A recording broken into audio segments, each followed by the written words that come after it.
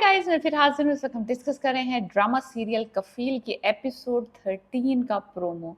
जिस तरह से आप इस ड्रामा को फॉलो कर रहे हैं 12 एपिसोड्स में, अब हम 11 और 11 एपिसोड 25 साल गुजर चुके हैं। यानी कि बच्चे जो हैं उसकी शादी हो के बड़े हो के जवान हो के अब टीनेजर्स ईयर्स में आ गए बच्चे। तो ड्रामे की नौयत अब कुछ यूं है कि अब वो जो पहले जेबा सफ़र कर रही थी, अब उसके जो 4 बच्चे दिखाए वो भी सफ़र कर रहे हैं उसके साथ।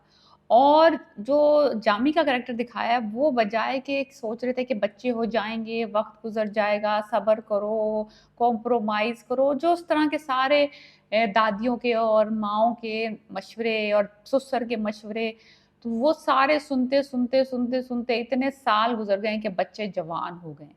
और वो बंदी कॉम्प्रोमाइज़ पे कॉम्प्रोमाइज़, फ़ॉरगिवनेस पे फ़ॉरगिवनेस, को इधर छुपा बात, उधर छुपा बात, इधर दबा बात, उधर दबा बात, इस तरीके से यहाँ तक पहुँची है कि बच्चे जवान हो चुके हैं। जब हमने पिछले एपिसोड में छोड़ा था एपिसोड 10 में, तो उस वक़्त ये प्रेग्नेंट हुई थी फर्स्ट चाइल्ड से। अब 4 बच्चे हो चुके हैं और बच्चों की भी ये है कि वो अब सबकी ज़रूरियात किस तरह से पूरी हो रही हैं, सबकी।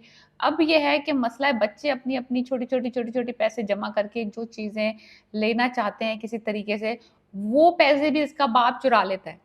लाइक लिटरली बाप ने ये इस हद तक गिरा हुआ बाप है कि जो बच्चों की थोड़ी-सी सेविंग्स होती हैं, पॉकेट मनीज़ होती हैं कि चचा ने दे दिए, फूफा ने दे दिए, इसने दे दी, उसने, ये उनको भी हथिया लेता है, घर में ढूँढता फिरता है कैश। ऐसे ना, तो वो कु भूखे चूहे और कुत्ते के सूंघ रहे हैं पैसा, और घर में कहीं भी कोई भी एक नोट भी पड़ा मिल जाए, कोई एक चवन्नी भी पड़ी मिल जाए, तो ये उसको हड़प लेता है। दूसरी खराबी जो थी, ये किसके अफेयर्स होते थे, ये बाहर फिरता था, मुँह मारता फिरता था, फ्रॉड करता फिरता था, वो आदत भी इस बंदे की नहीं गई।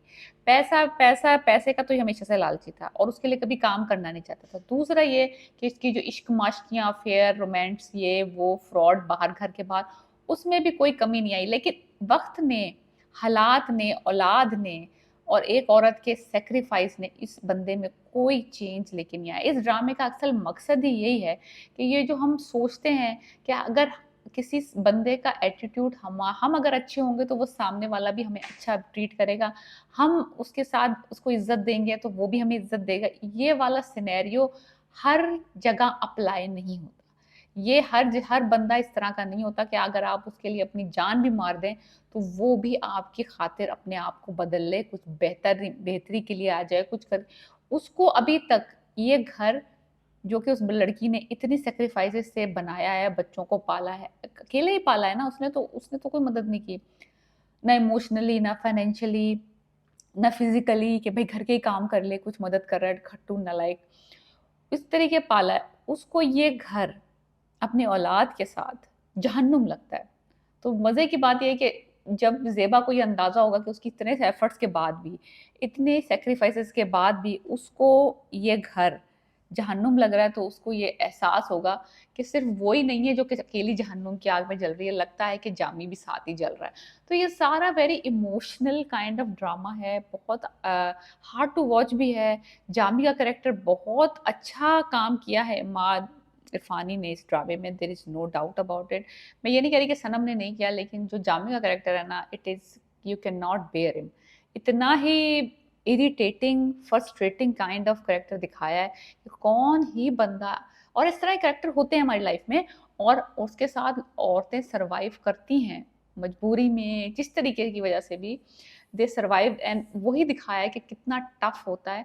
क्योंकि ये बंदा जो है ना, इसने कभी अपनी बीवी को उँगली नहीं लगाई है, कभी इसको फिज़िकली अब्यूज़ नहीं किया है। लेकिन हम कहते हैं भई मारता-पीटता तो नहीं है ना, कुछ बोल ही देता है ना, कुछ बोलता है, सुन लिया करो, इस कान से सुन के इस कान से निकाल दिया करो, क्या ही फ़र्क पड़ जाएगा? देखो उन औरतों को, वो मरती हैं, पिटती हैं, ज़लील होती हैं, उनको उनके मियाँ मारते हैं, फिर भी वो उनको नहीं छोड़ती।